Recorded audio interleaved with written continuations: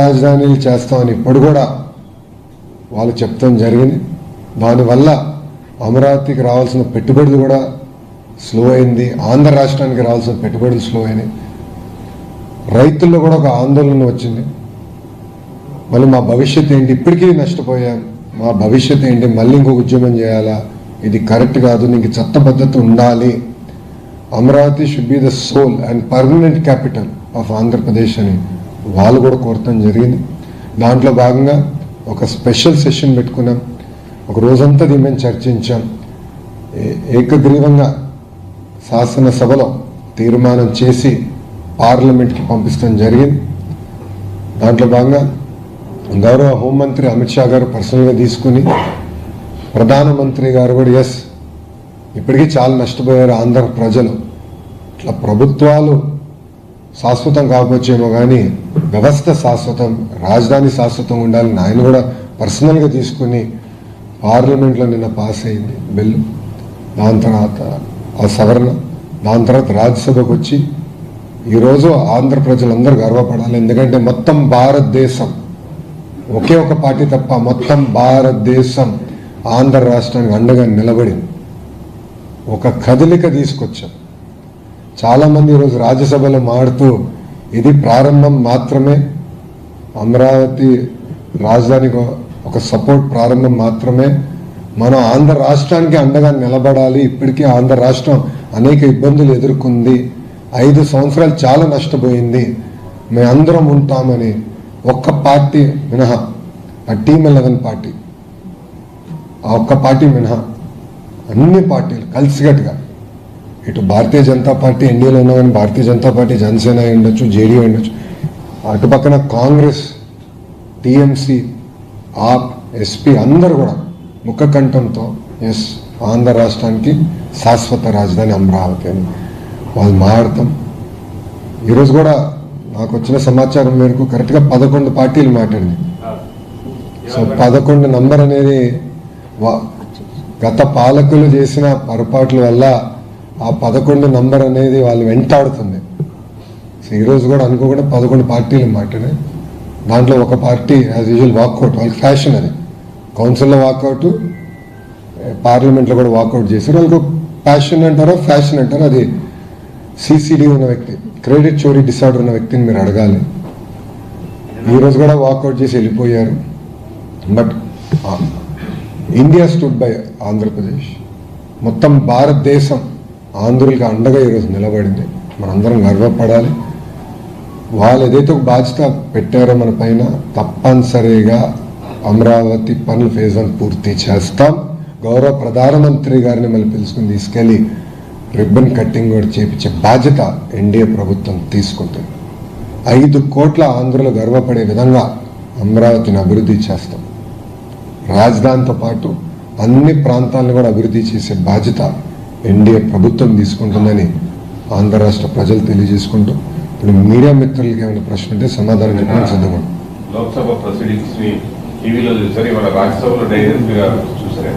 అది జరుగుతున్న చర్చ, వాళ్ళందరూ మాట్లాడుతున్న మాటలు ఎలా అనిపించింది? ఆ సమయంలో మీరు ఎలా ఫీల్ అయ్యారు? 11 పార్టీలు మాట్లాడినాయి. మాటలు చెప్పాలంటే మన చరిత్ర చూస్తే బాధగలవు. మెడ్రాస్, కర్నూలు, హైదరాబాద్, అమరావతి, 3 రాజధానులు, తిరిగి మళ్ళీ అమరావతి. ఎందుకు ఈరోజు చరిత్రలో నిలబడిపోతుందండి? ఎందుకన్నానంటే శాశ్వత రాజధాని అండ్ ఓన్లీ క్యాపిటల్ అమరావతి ఉండబోతుంది. అంటే ఇప్పుడు సర్టినిటీ వచ్చింది, ఒక వెలుగు వచ్చింది ఆంధ్ర రాష్ట్రానికి. అనేక అపోహాలు ఇక తొలగిపోయినాయి, ఇంకా డైరెక్షన్ వచ్చింది. సో రైతులు చేసిన పోరాటానికి, మహిళలు పడిన అవమానాలకి ఇప్పుడు డైరెక్షన్ వచ్చింది. ఏకంగా మనం డెవలప్మెంట్ దిశగా ముందరకెళ్ళచ్చు. సో నాకు చాలా ఆనందం కల్పించింది. అందుకే మీరు చూస్తే ఎంపీలందరూ కూడా మేము నుంచుని పార్లమెంట్కి దండం పెట్టాం. ఎందుకంటే ఈరోజు మమ్మల్ని కాపాడింది ఈ పార్లమెంట్, అమరావతిని కాపాడింది ఈ పార్లమెంట్, 5 కోట్ల ఆంధ్రుల్ని కాపాడింది ఈ పార్లమెంట్. దేశంలోని అన్ని పార్టీలు ఈ బిల్లుకి సపోర్ట్ చేశాయి కాబట్టి భవిష్యత్తులో కూడా దీన్ని కదిలించే అవకాశం లేదని అనుకోవచ్చు. 100%.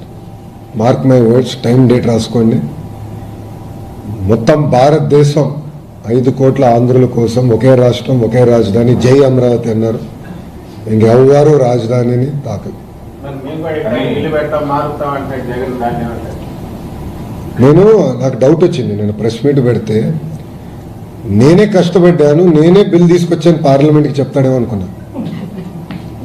ఎందుకంటే క్రెడిట్ చోరీ డిసార్డర్ ఉందండి, అదొక జబ్బండి ఆయనకి. మీరు చూస్తే ఆస్లర్ మిత్తల్ ప్లాంట్ విషయంలో ఏమన్నాడు ఆయన, ఇప్పటికీ వేరే రాష్ట్రం కమిట్ అయ్యాడు, లోకేష్ ఆంధ్ర రాష్ట్ర ప్రజలకి ఒక అబద్ధం చెప్తున్నాడు అన్నాడు. ప్రెస్ మీట్స్లో చెప్పాడు ఆయన నా గురించి, నా పేరుని ప్రస్తావిస్తాను. అదే వ్యక్తి కరెక్ట్గా ఫౌండేషన్ తర్వాత నేనే మాట్లాడాను డావోస్లో, నేనే తీసుకొచ్చానంటే ఇంకేమన్నాలండి ఆయన్ని. సో ఆయన ఇంకా అధికారంలోకి రాడు, ఎందుకంటే ప్రజలు అన్ని గమనిస్తున్నారు.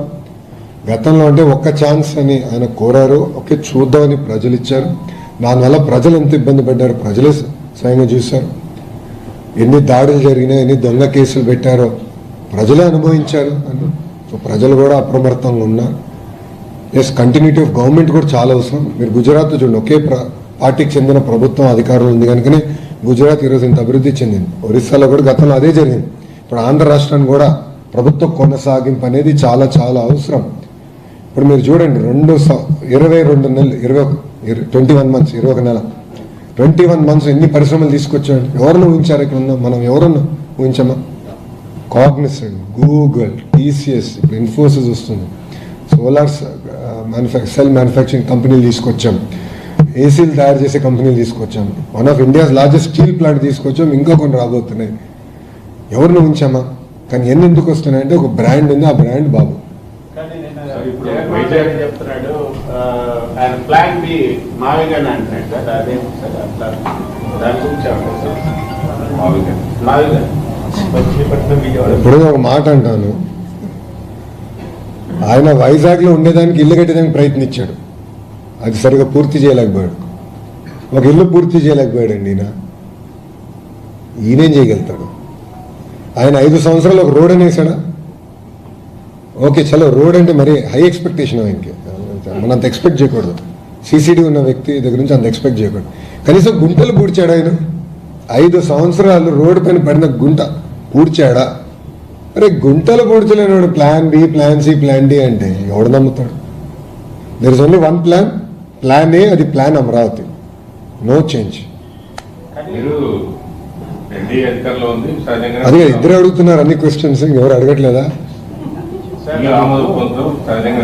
కానీ పార్లమెంట్ వేదిక ఇన్ని రాజకీయ పార్టీలు మద్దతు వస్తాయని వాళ్ళు నిలబడటం, మాట్లాడిన విధానం కానీ అన్ని పార్టీలు మీరు అది ఎక్స్పెక్ట్ చేశారు? ఇన్ని రాజకీయ పార్టీలు మనకి దీనికి మద్దతుగా ఉంటాయి అమరావతి అనేటువంటి అంశాన్ని. ఆ క్రెడిట్ మొత్తం ఎన్డీఏ పార్లమెంట్ పార్టీకి ఇవ్వాలి.